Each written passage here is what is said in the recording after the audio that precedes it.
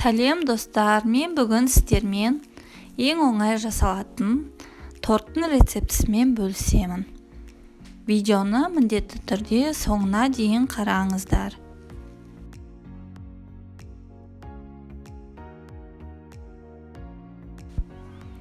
Ең алдымен қамырын дайындаймыз. Ол үшін бізге ұнға осылай тоңазытқышта тұрған сары майды алып, үккіштен өткіземіз.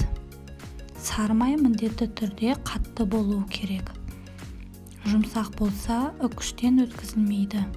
Осылай ұнға аунатып аламыз да, осылай үккіштен жақсылап өткіземіз.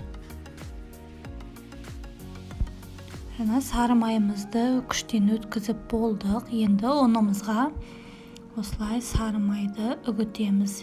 Онымен бірге екеуін жақсылап қолымызға үйкеп, осылай барлығын жақсылап үгітіп шығамыз.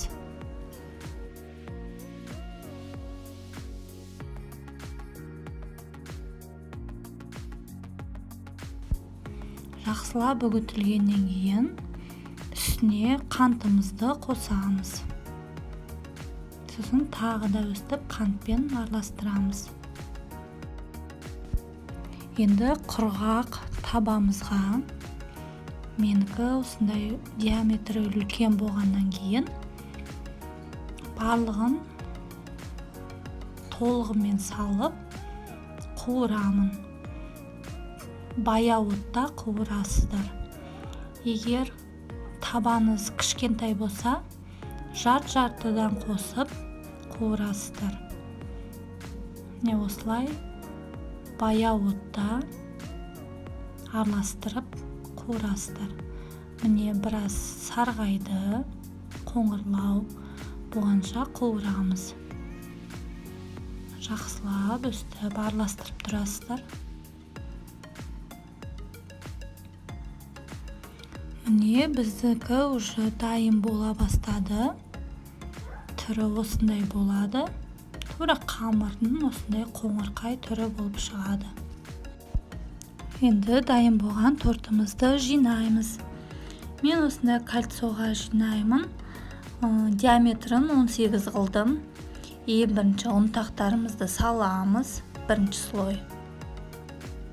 Шет-шетіне бәріне дұрыстап осылай салып шығасыздар. Және оның үстіне кремімізді жағамыз. Осылай міндетті түрде осындай кондитерлік мешокқа салып жағу керек. Әйтпесе былай жақса, ұнтақтар мен крем араласып кетеді. Мен заварной кремін қолданамын. Өздеріңіз әрқалай сгущенка мен сметана қосып крем жасасаңыздар болады.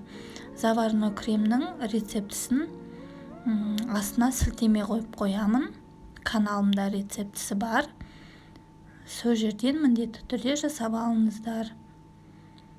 Келесі слойға қайтадан ұнтағыңызды салып, шет-шетіне бәріне жағып жаямыз.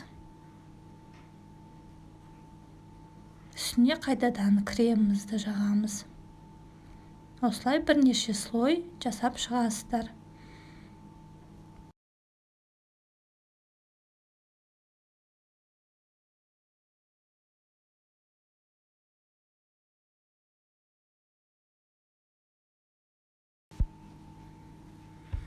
Енді ең бетіне, соңғысына осылай құр сеуіп, түзулеп жағып шығасыздар.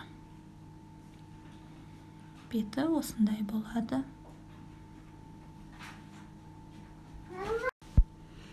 Бәрін жағып болғаннан кейін тоңазытқышқа қатқанша 1-2 сағатқа қойып қойыңыздар.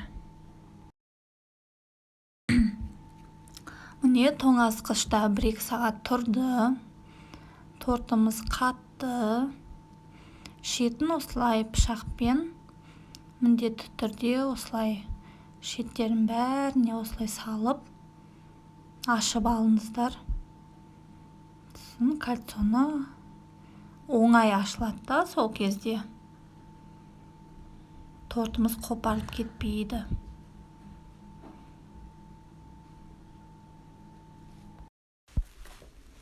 Міне осылай слой болып шықты. Міндетті түрде жасап көріңіздер. Өте оңай жасалатын торт.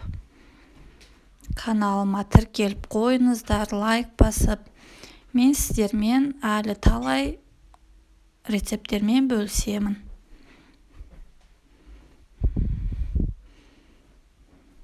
Міне өте оңай жасалады. Дәмі өте керемет болып шыққан. Жұп-жұмсақ.